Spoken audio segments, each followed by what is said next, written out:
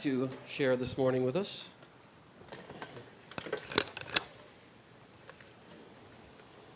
There was a minister of a church whose parish was in the midst of a severe drought, and they were really at wit's end about what to do about it. You know, crops were drying up, animals were dying. It was, really, really severe, a little like California at this point.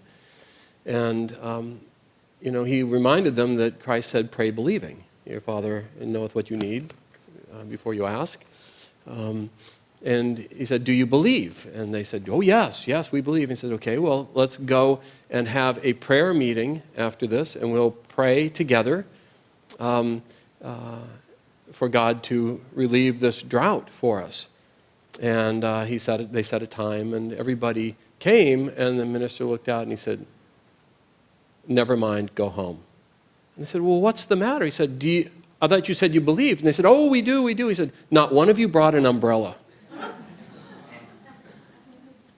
There's another story and we tell this story periodically because it's so rich, of a builder who, they were out sailing with some friends in the South Pacific, and he fell overboard and got washed away, and they never found him.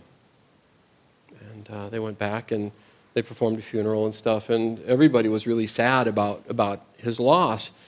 Many years later, those friends were out sailing in that same area, and they were kind of remembering him and thinking about him and stuff, and they saw an island that they hadn't observed before.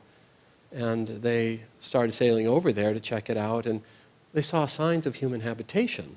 I thought, well, this is very strange. And they got closer, and they saw somebody waving on the beach, so they sailed up, and it was, lo and behold, their friend. And there was this great rejoicing, and they were ready to take him back on the sailboat and sail back to civilization. He said, but before we go, I want to show you what I've done. I want to show you my life. I want to share these last years with you. And so he took them across, around the island, and he took them to this one beautiful place, and there was this beautiful structure. He was a builder. There was a beautiful structure. And they said, well, what is this? And he said, oh, this is where I live. And they said, well, it's gorgeous. And he said, you think this is great? Just wait. And he took them across a little glade, and there on the other side of the glade was this really even more remarkable structure, and it was grander, and it was just ornate, and you could just feel the love and devotion that had gone into it. And I said, well, what is this? And he said, oh, this is where I worship. That's how it's beautiful. And they were walking back to the boat, and they noticed another really grand structure across another glade, and they said, well, what is that over there? He says, oh, that's where I used to go to church.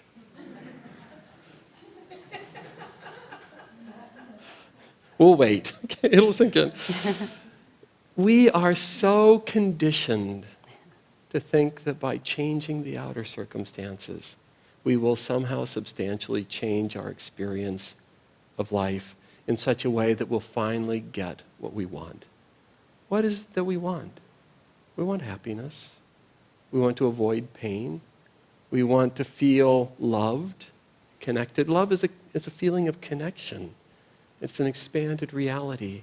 We want to feel freedom. We want to feel free of the limitations of and the impositions of outer life. We want to feel wisdom. We want to understand. We want to feel power.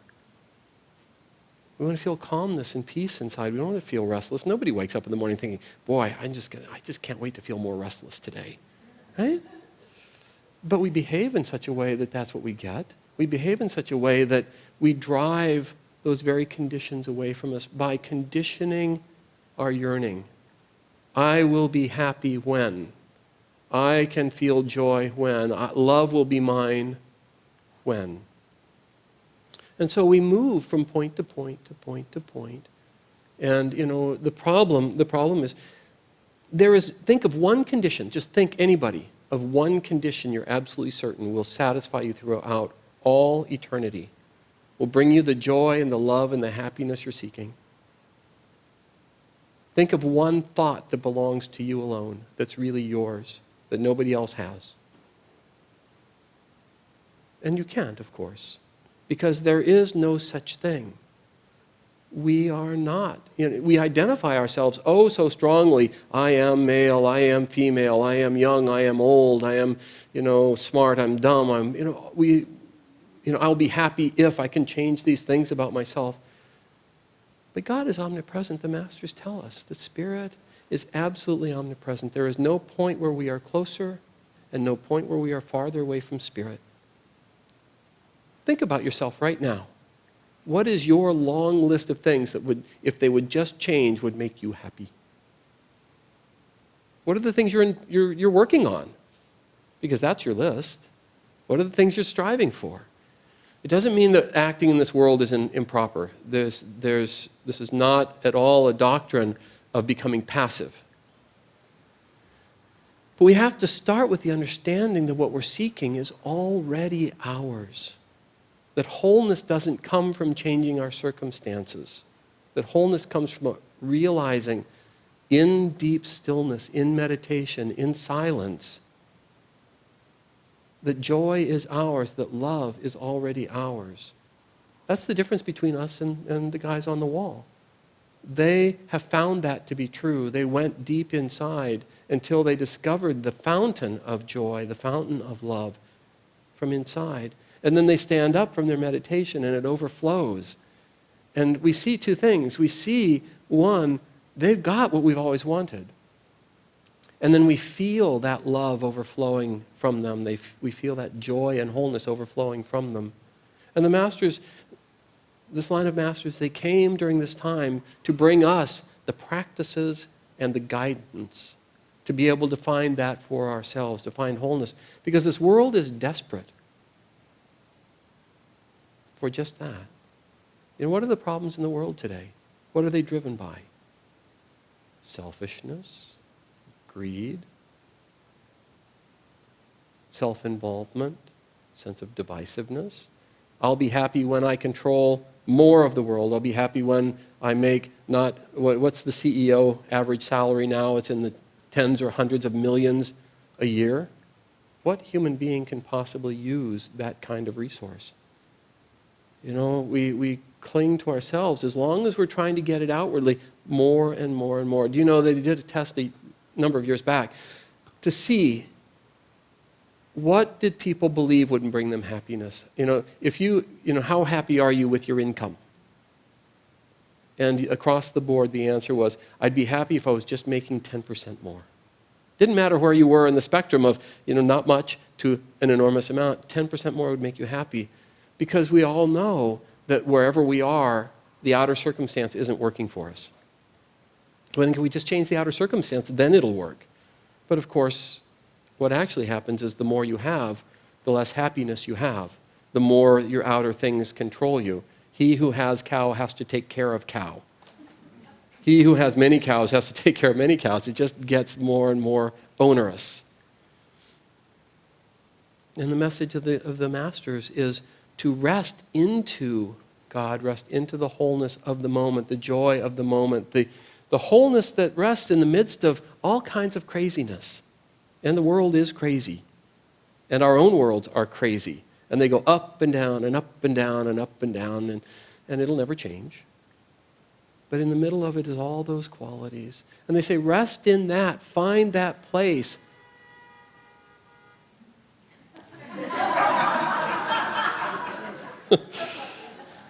Talking to you too. It's interesting. We moved here 12 years ago this time. And every time you'd come up to a stoplight, I would dread coming up to a stoplight because when the light turned, it was always a negotiated process. No, you go. No, you go. You got a green light, just turn, would you please? And now we've gone, the pendulum has swung, and now road rage is showing up, and people are cutting each other off, and it's becoming increasingly rude out there on the road.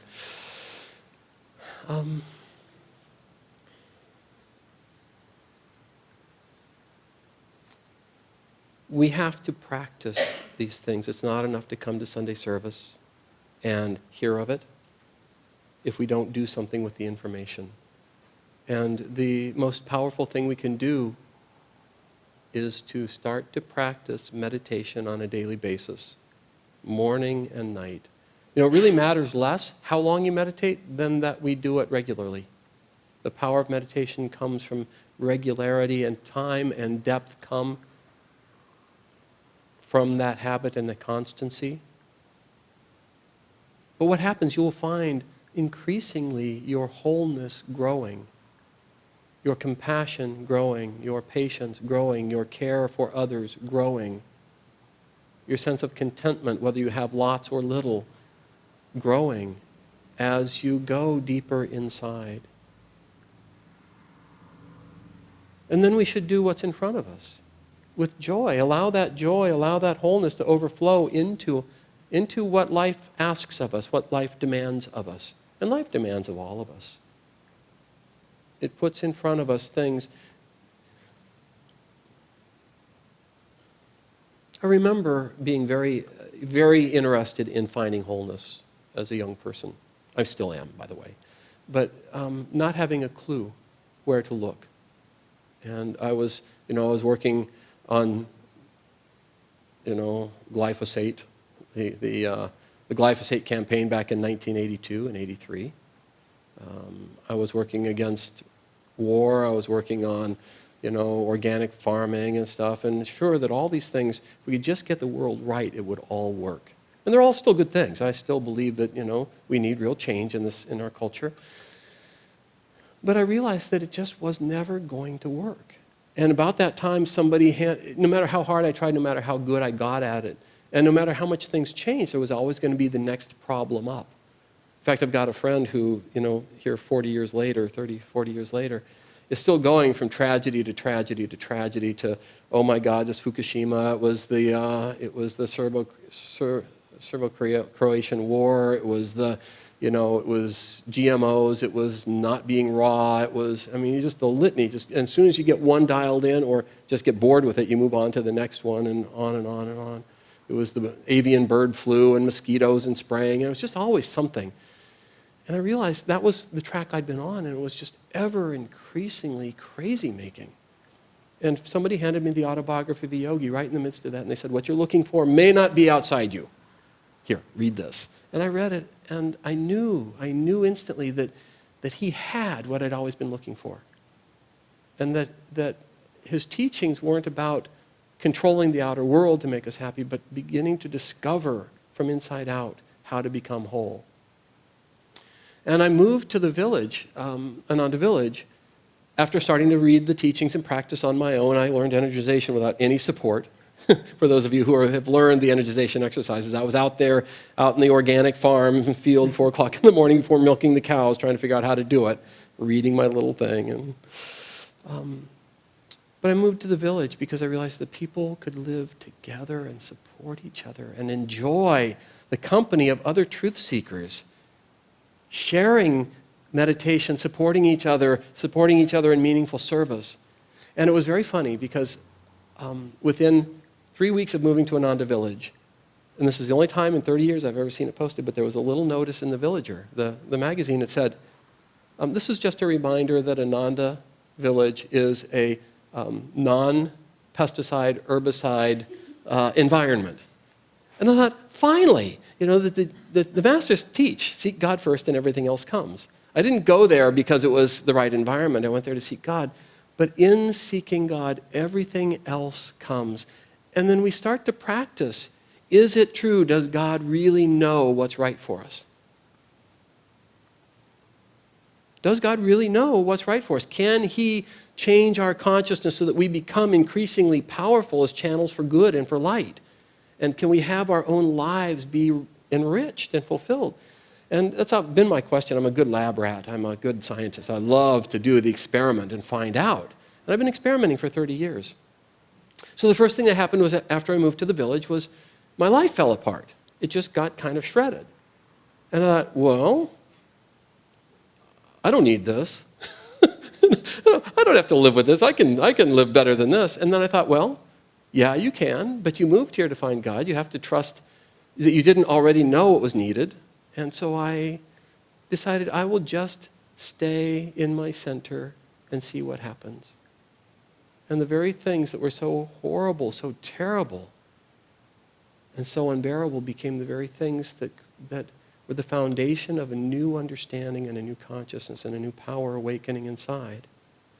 I've seen time after time after time. We need to talk about acceptance, not surrounding the things that are familiar to us or feel good.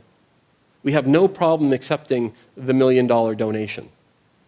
Right? We have no problem accepting the nice massage. We have no problem accepting somebody coming up and saying, I love you, or you're really neat, or any of those things, right? We have no problem with those things.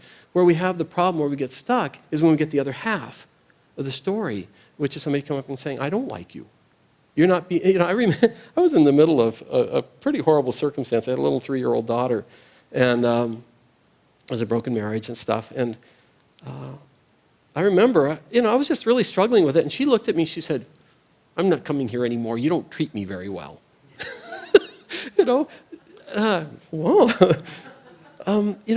get mirrored back the things that aren't working, and we need to accept the fact that we probably have got things to grow in, things that we don't know, things that if we don't get right will continue to handicap us and leave us our experience of ourselves and our experience of life so much smaller. So we practice as yogis, and again, supportive environment really helps. We practice saying, okay, I trust God knows what I need. The divine knows what I need. I will accept this. I will try and embrace it. I will step into it. I'll try and see what's there for me. If I just embrace it, what changes will happen? What will I become? We all want a different experience of life, but none of us want to go through the effort of actually changing.